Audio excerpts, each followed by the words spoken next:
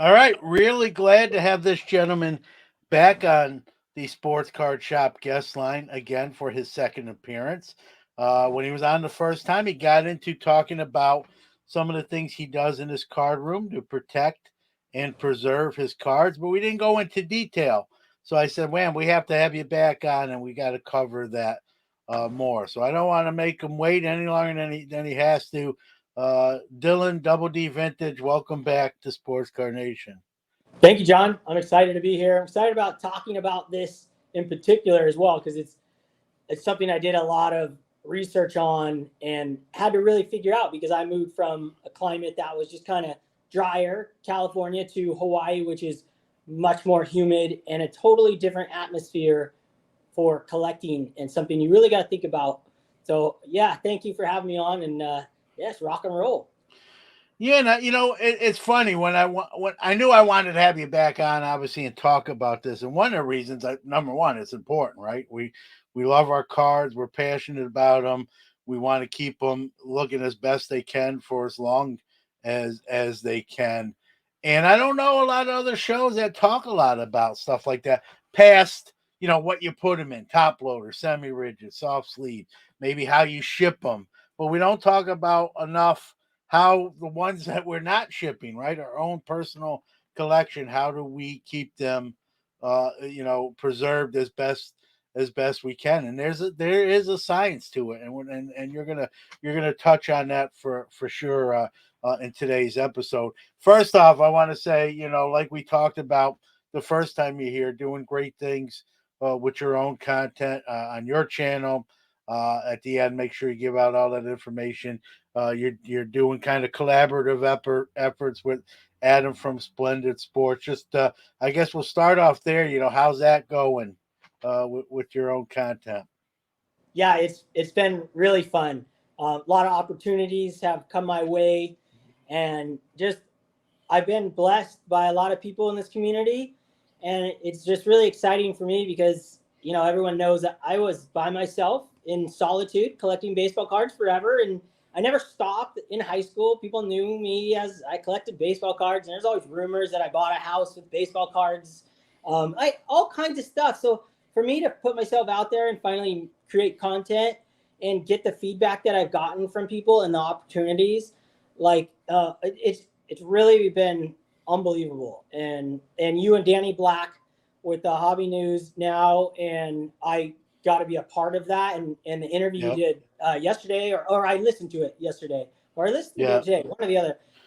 It's things like that have really like boosted me and made me feel like, man, people like what they're hearing from me, and I'm really enjoying talking about baseball cards with other collectors, and it's just awesome. And then my thing with Adam, Splendid Sports, my our turn back the clock series has been an absolute blast. I look forward to it every week, or we do it every other week.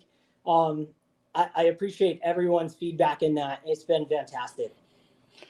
Yeah, and both you guys, Adam and yourself, man, love cards, passionate about it. That comes out. People, that's contagious, Dylan. That stuff, I believe, is contagious when people feel the same way. And sometimes you need someone else to sort of lead by example and get you kind of riled up and get you motivated.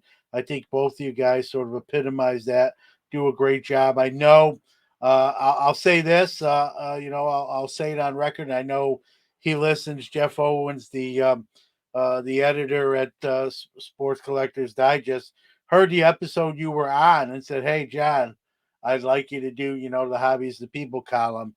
I want you to really highlight this guy because sounds like a really great guy, and I want to give him, some shine, some attention." And so I did that column as well. It was very well received. I did give feedback on it that no matter where you live, no matter how many people are around you or not around you, you can still find ways to enjoy the hobby. And I think that was came out in that. And I know I mentioned even in that column about just scratching the surface that you take extra pride in how you house and display your cards, and there's a method to your madness, if I could say, rather than more so than mine. And so that's why we're here today, kind of to get more to talk about that more with specifics. That way, if someone out there, whether they live in Hawaii or another, region that might be, similar weather or not even similar weather, right? Every region presents its own sort of issues, right, weather-wise. So I definitely wanted to talk about that. Past like putting them in a top loader or snap tight and just making a wall display. I mean that's easy to say, but I know you like you said you've done your research too. This is not, hey, I think this will work. This is like, hey, I know the last time you were on the show, you even talked about running your own test with a card, taking sunlight and then where you tried to protect it and seeing the difference. When I guess we'll start off with this, Dylan. When was it like that from Jump Street, or did something? What made you really? I know you're not native to Hawaii. You moved to Hawaii. Was it the move itself that's made you say, "Hey, this is a different sort of climate. I need to think about how I'm going to. I want to see my cards, but at the same time, I want to make sure they look as great as they do for as long as I can, keep that." So kind of the backstory to how you got to that level of thinking. All right. Yeah. Well, dude, that the article blew my mind that you wrote. It was absolutely unbelievable. And I still don't have a copy of it. I subscribe to the magazine now, so I'm super We'll stoked. But we'll I'm gonna get we'll have one. to rectify. Yeah, Yeah, we'll rectify that. that'd be awesome. So how it all started is actually, uh, you know, our room that we have our museum in.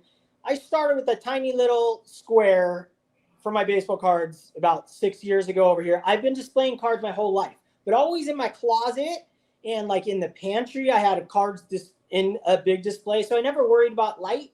And I always kept them in dark places. But when I moved over here, the room that we had them in was really sunny. So I put them in a corner where no light directly would get to them. But we also had all these toys displayed, as you've seen on my wall. If you haven't seen, you can go on my channel and look. And about, I don't know, a year after, I had been building this for years. So this isn't not like it was done in one day. It had gone through systems and routines. The main reason I really focused on protecting my cards was because once we saw the sun damage to our toys, we had some Yeah. boxes that my wife has some Hello Kitty box she had as a kid. One side was completely different color than the other side, not facing the sun, and that really clicked a bell in my head. Yeah, it was, and it wasn't in direct sunlight all day, but it came in. So that really got me thinking, like, man, my cards could be getting reflection damage. If those are my cards, they would have been toasted, totally different colored cards. So that really took me on the rabbit hole. And once I realized because I wanted to display way more cards. So obviously I didn't want to have a whole bunch out and get them all ruined. So that's where it stems from. I saw some damage with my own eyes, what light can do. And the sun is everywhere. So this is a relevant topic to any collector who has baseball cards like you in their background, no matter where they live, if it's dry or if it's not. First and foremost, I think the most important step for any card room is the window covering. Now you can go to Home Depot and they sell UV sheets just like a car tint on a window, but these are specific for protecting UV light and art. So your art on the wall or baseball cards do not get as sun damage. The sun will still come through there. It will still damage your cards if it's direct, even through a UV. UV is not 100%, but it's one more step that's very easy, and you can put the film on yourself, take you an hour or so. It's not rocket science. You can watch a YouTube video on it. All of our windows in that room have that. Now, I don't open the windows anymore in there, except for one side where we have ponds, and so we have koi and turtle, so we can look down. But I also have sunproofing over that zone outside. I have a really excessive amount of protection to protect my cards as far as humidity and all that. So that's the first step that everyone should take. If you have a room just for cards, Go to Home Depot right now. They have tubes. In one of the sections, ask, and it's like where they have like stained glass tubes as well. You can put on your window. They have UV protection. That's like a mandatory thing. Instead of, you don't have to cut a big sheet and cover it up. Just put that up there. And then when you're not home, make sure you block that out with a curtain. It's nice to have light come in, but at least that's the number one thing. Next thing is humidity. If you're in, next thing is lights. You need to switch all your light bulbs to LED. LEDs are the only lights that supposedly do not put out UV lights, UV rays. So they should not damage your cards. And if they do, they're not going to damage nearly as bad as the old, whatever those other bulbs, halogen lights and stuff. Make sure that's the first thing you do in your card room is switch your light bulbs out. It's that simple. Real quick. Yeah. I think the old style are what they call the fluorescents. Fluorescents, And that's it. yes. and LED is what you're saying is the better of the lesser of two evils. If is probably the way to say it.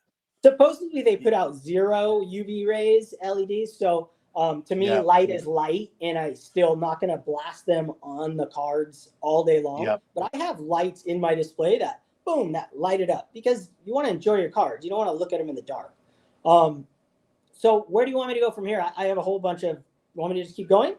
Well, let me ask you this about the sort of the tint that you mentioned, like you can get at your hardware store, Home Depot, Lowe's. Is that like permanently applied to the window, and what is it? Approximately, what does it cost? I know prices change. It's probably like $30 for a pretty big roll of like a 72-inch window, 72 by 48, and it's easy to apply.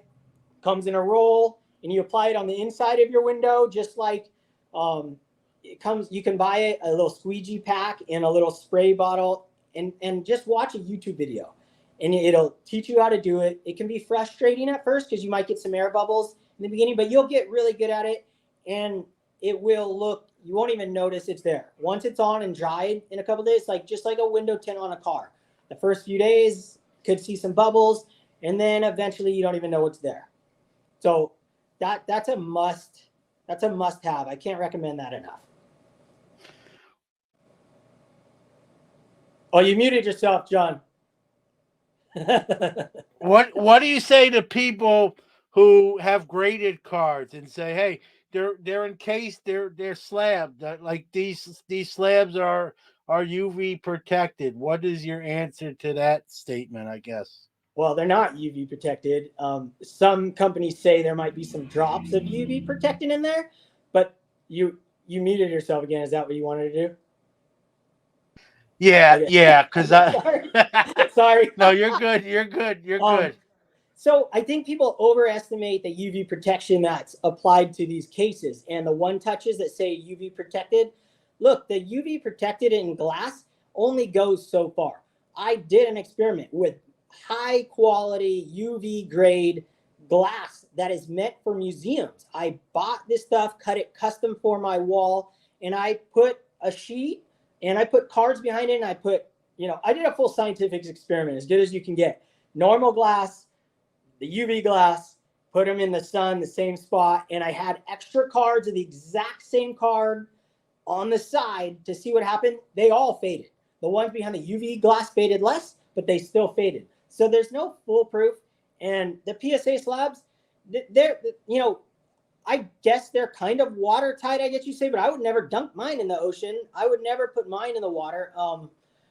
They're protected as far as they're protected, but you really got to take the extra steps if you live somewhere like I do. I mean, you should, I would assume. So with that, what you can do is most of us have safes or boxes that we store our cards in. And if you're in like Florida or where I live in Hawaii, this is probably the greatest thing you can have. It's called EvaDry, and they sell these on Amazon. They're like $30, and they're reusable. So it plugs back into the wall, so it's rechargeable. So every time these dots get black, this one's charged up, so they're orange. it's good to go. So this soaks up all the moisture in the safe. So I keep one of these in my safe at all time. I have two of these. So when that one, check it about once every month or so, pull it out, put a fresh one in, and I'm good to go. I don't have to worry about any of that because things will mold, especially here. Like I see certain things like my glove, that's my baseball glove from a kid that's on my wall. Even though my room is temperature controlled, that's 69 to 71 degrees. I leave the AC on at 70 when we're not home. It's always on in that room. And I'll lower it if, my wife allows me, but 70 is pretty standard. The glove still will get mold on it because it's leather. So there's things you really got to protect yourself from. And this is such an easy solution for your safe. Very good. And then for your boxes, or if you have a small, tiny safe, or just like in your card boxes, these are they're called Wise Dry. They're called Wise Dry, and you can also, here's the package. These are silicone based. You get these in a lot of products. It keeps the moisture. Yeah. It sucks up the moisture. And these are rechargeable, so you're not wasting any. You put them back in the oven. And I have like 200 of these. So every time I change my card wall out, I change these out and put these behind the glass. Just another protected side to keep it dry. I don't want mold forming anywhere.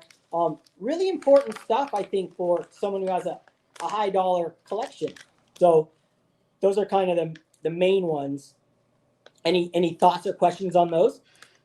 Yeah, I guess I know someone would ask Dylan, like, what you mentioned 69 degrees, 70 degrees is kind of where you try to keep your room temperature at. Where did that, I get someone's gonna ask, I'm asking because I know someone's gonna ask me to ask you, like, where did that number come from? Why 69 and 70 or not 75 or not 65 kind of?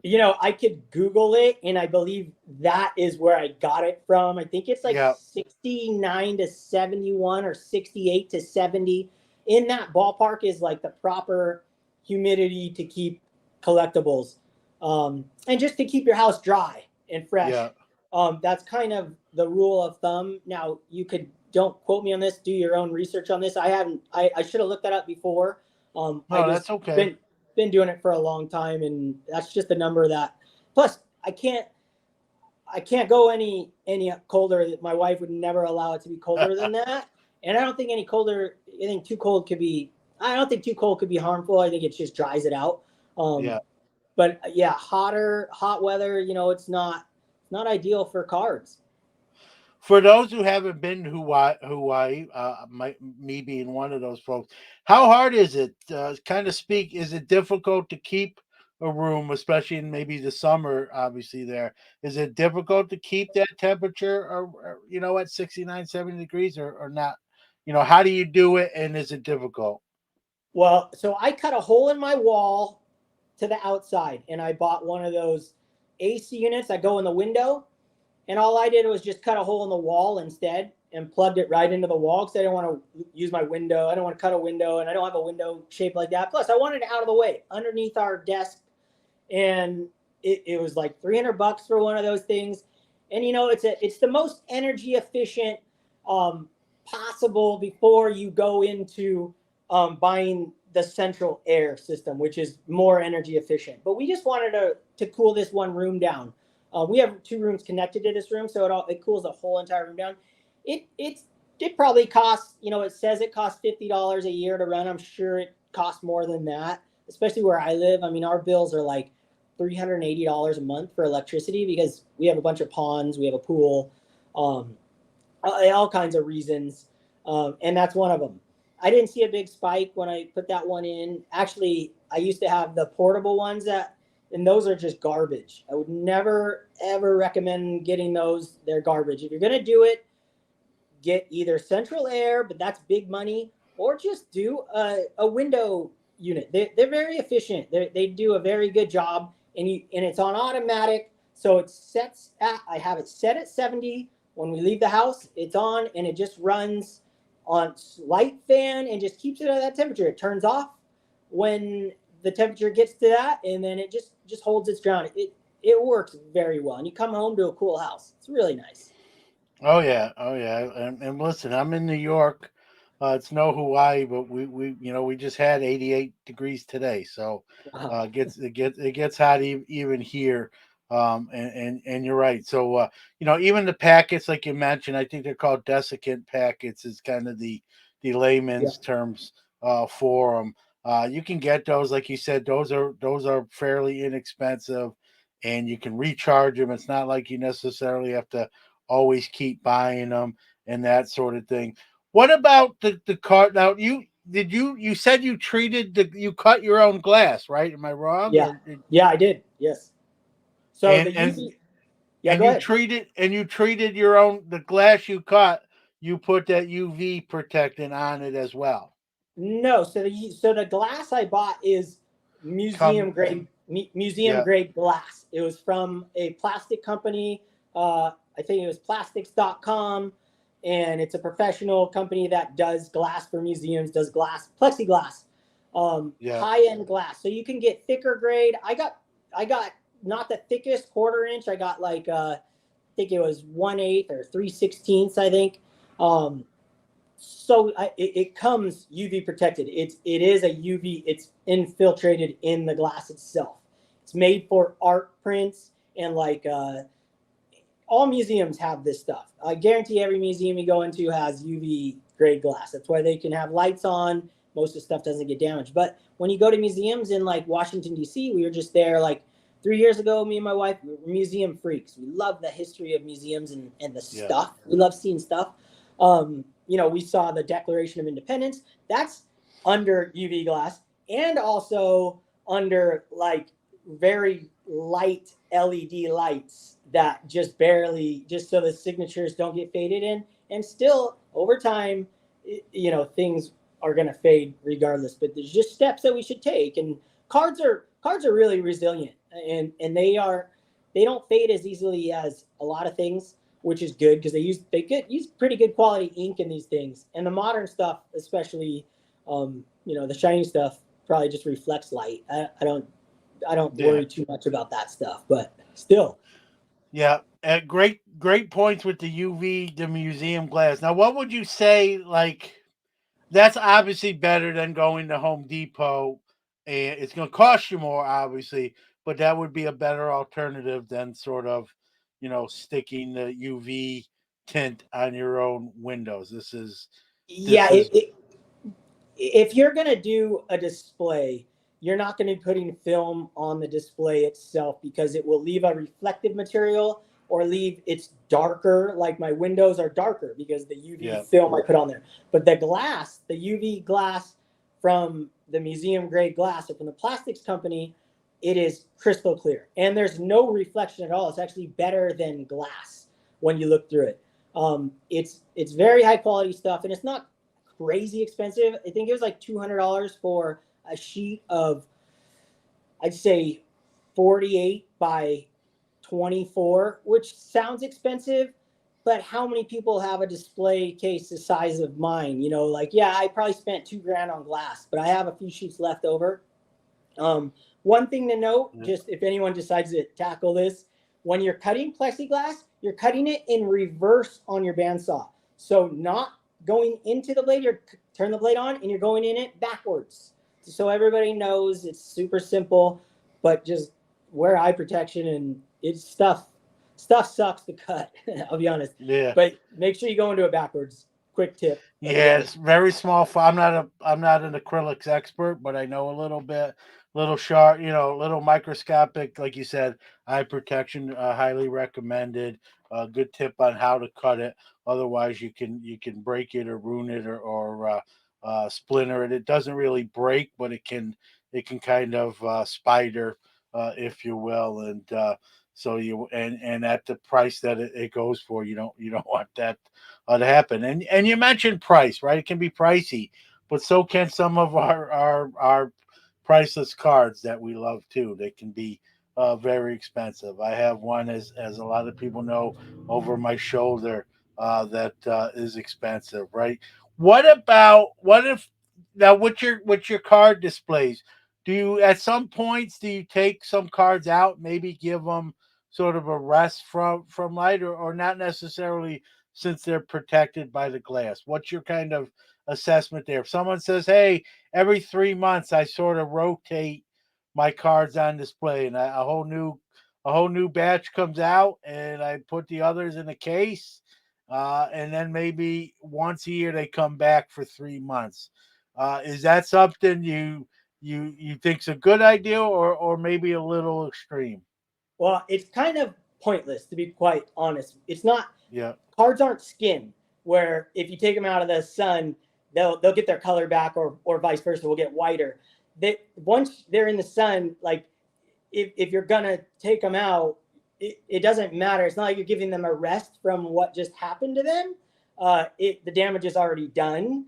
So there's no point in switching out your cards except you want to have new cards displayed, which I do all the time. I switch my cards out every few months or whenever I feel like it. I just did a new display this last week.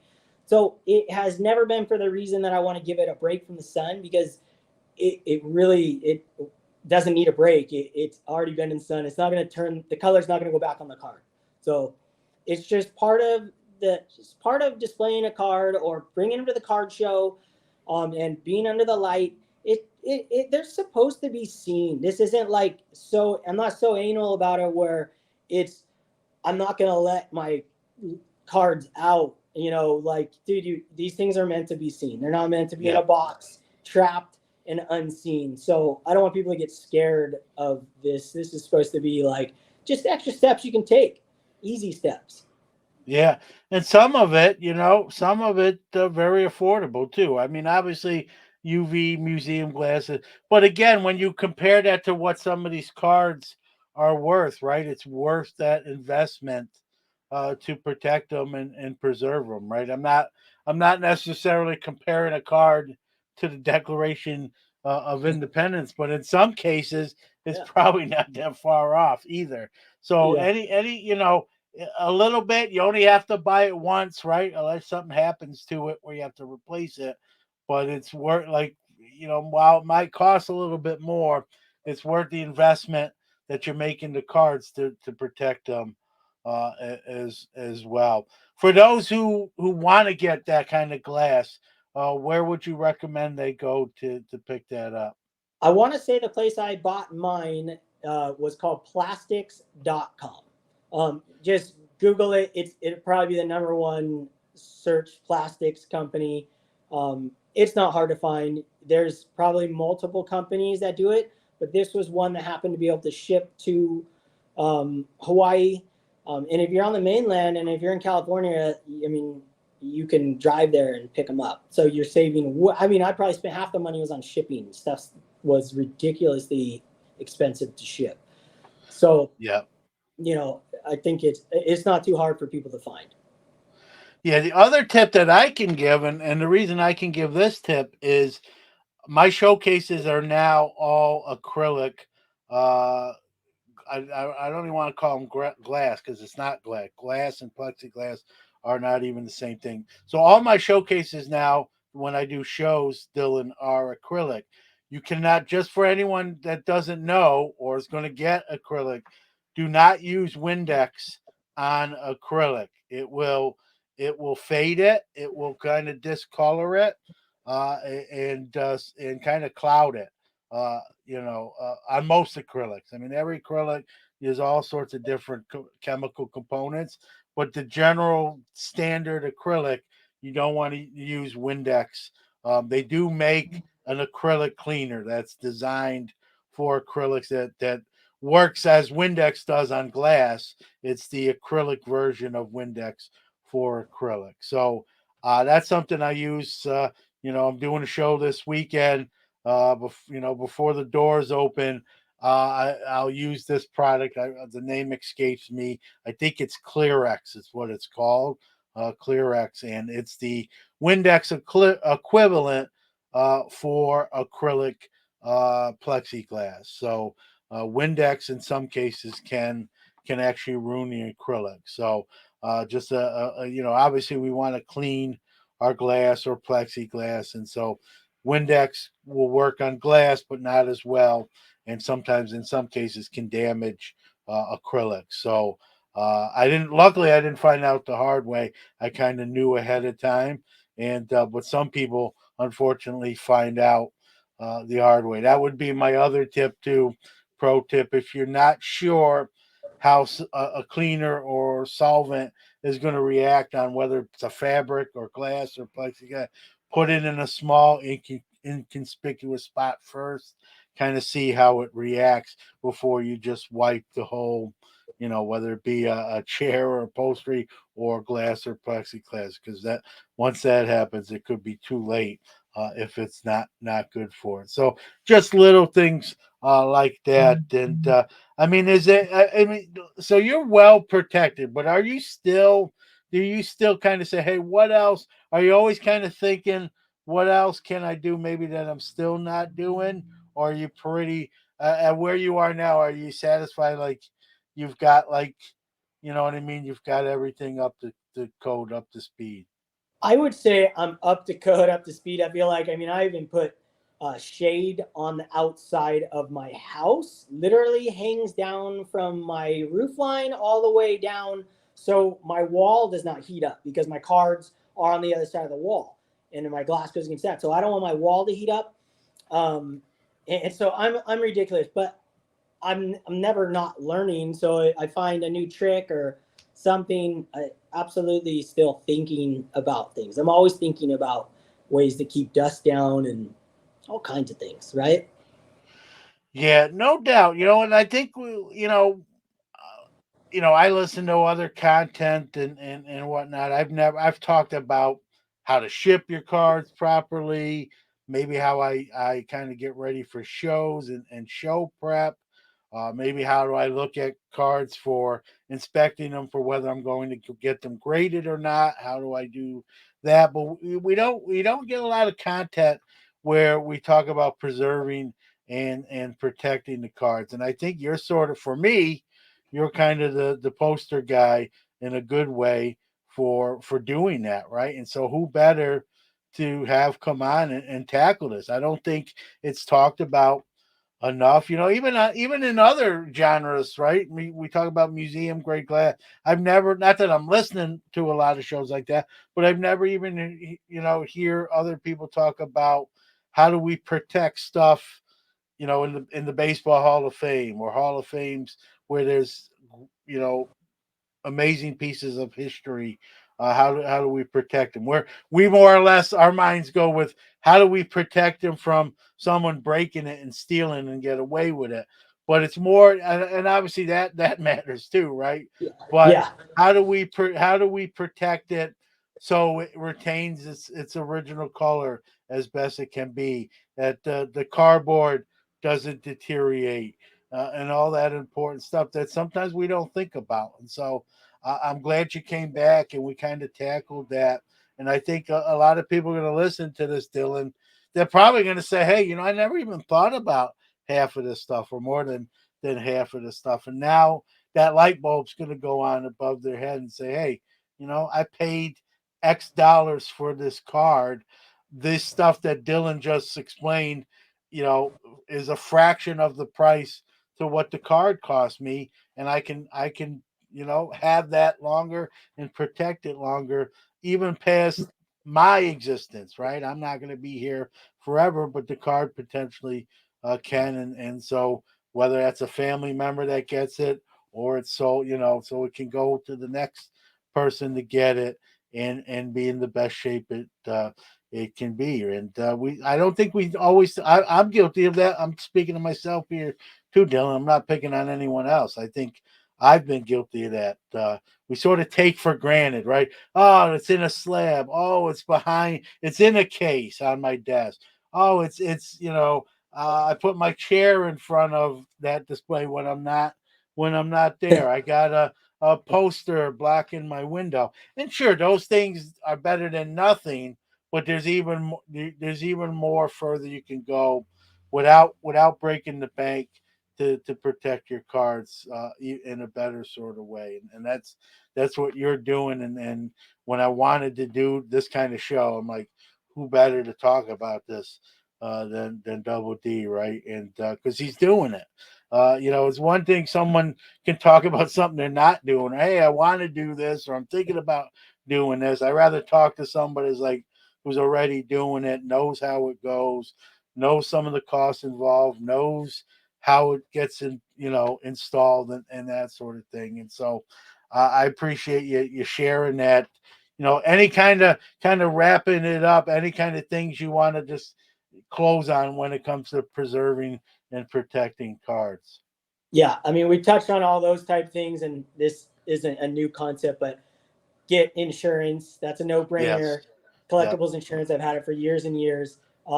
Also, get a camera. Get an Arlo Yep. camera. There's no monthly fees. You don't need a monthly fee. I always have a camera on all Yep. my entrances of my card room and my house. But you don't need a monthly fee. Everyone thinks you have to pay a monthly fee on these things. No, you do not. And it saves up to 7 days. So if there's an issue, you already know video is so it's free. Just pay for the camera. Those two things are mandatory if you have a collection of, you know, anything that's over whatever you deem a reasonable Yep. amount. It's all priced in the price of insurance. The more money you have in cards, the more your insurance is going to cost, and Yep. vice versa. Huge points right there. I want to piggyback off those because I have exactly what you're saying. So I have cameras on all four sides of my house.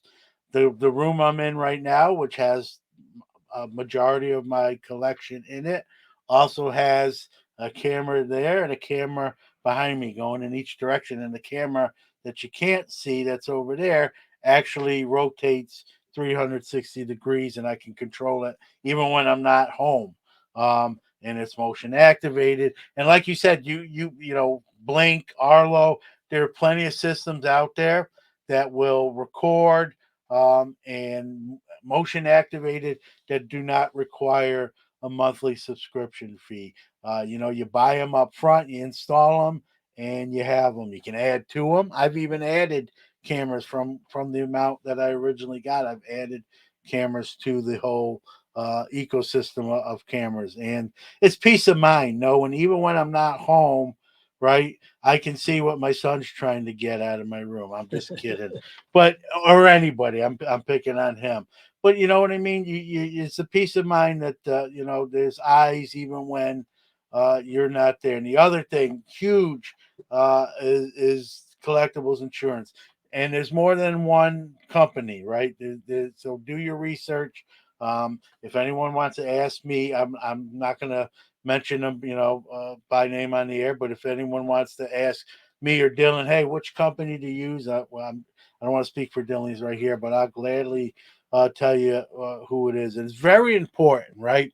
And we're not, you think insurance, you always think something gets stolen, right? It's more than theft, right? You got flood, natural disasters, also fire, God forbid. All that stuff is under that insurance umbrella. And I know people don't like to talk about insurance, right? Because it's not, if you have to use insurance or file a claim, it's not fun, it's not good. But insurance is the thing. You need it. You hope you never have to file a claim and use it, but it's very important to have, especially if you have some high dollar cards. If you ship a lot, like for me, Dylan, I have actually two policies. I have a house, what's called a collector's one, and I have a dealer's policy. And the dealer's policy covers cards that I ship to other people, and it covers cards that people ship to me. So if I buy an expensive card from you, for example, I'm going to tell you, hey, Dylan, for my insurance to cover it, even though you're shipping it, my insurance will cover it. And I'll pay you for the added expense, but you need to send that to me where I have to sign for it. And so X couple bucks extra, $2 or $3.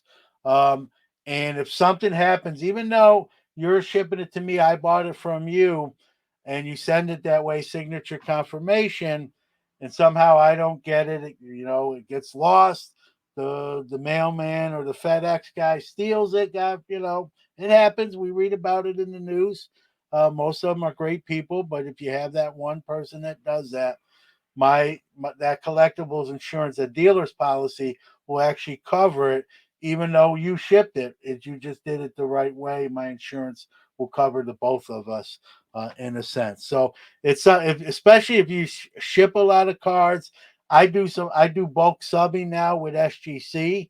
So most of those cards I'm sending down to Florida are not mine. I need to make sure that they're covered, insured, and protected. Worst case scenario, and God forbid something terrible happens, right? Because I can't tell someone, "Oops, sorry about that. I don't know what to tell you." Right? That answer is not going to suffice, and but what I can tell them is, "Hey, I'm covered insurance. I got to fill out the claim, and let due process." So, a great point by you with cameras and collectibles insurance, and even if you don't ship a lot of cards back and forth, that's fine.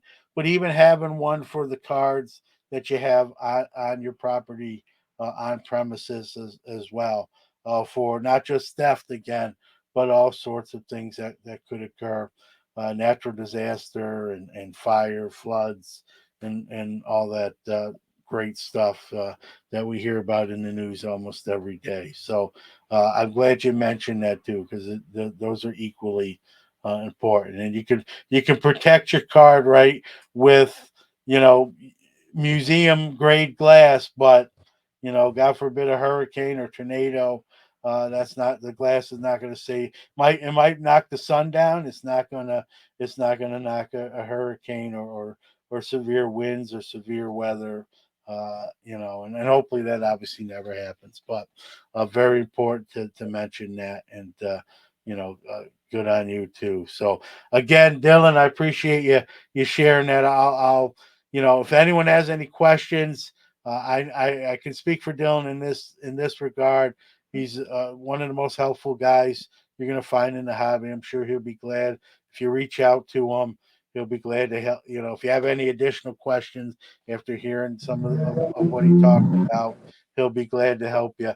So, with that being said, share those whatever socials you want to where people can find what you're doing, your YouTube stuff, all that great content you're creating. Give that stuff out so people can keep tabs on you there, Dylan. Right on. Thanks, John. Yeah, well said. Peace of mind. That's what life's about. All right. Yeah. You can find me on YouTube at Double D Vintage Baseball Cards. And then also, I want to shout out Adam, Splendid Sports, because we're kind of a team. Me and him have become really, really good Yeah. friends. And we do the Turn Back the Clock series every other week. And we do it once on my show and once on his show. So, Adam, Splendid Sports, very easy to find. And then, if you guys like to buy baseball cards on eBay, I would love it if you came by my shop. It's 31414 Sports Cards. I sell mainly commons or inserts, older stuff that I used to pull in boxes and things like that. Very inexpensive, all free shipping. So appreciate the kindness from everybody. And yeah, thanks, John, for having me. Appreciate it. Yeah, hey, listen, I appreciate you. I use two words on the show a lot, right? Ambassador and advocate. You epitomize both of those. The hobby's a better place with you in it and sharing your knowledge and expertise and your passion, right? You love it. That comes through.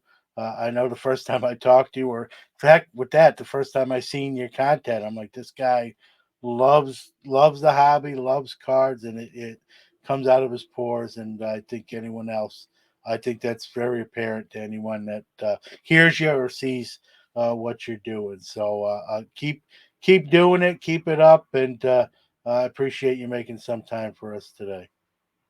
Thanks, John. Glad to, Thank glad to have done it. thank you.